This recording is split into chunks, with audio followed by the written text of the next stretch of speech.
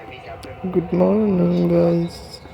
আজকে আমাদের দোল পূর্ণিমার মন্দিরে পুজোর খুঁটি উদ্বোধন হইল।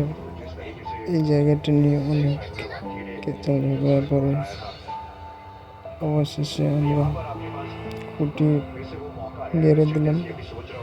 দেখো সবাই মিলে এখানে আমরা আসছে,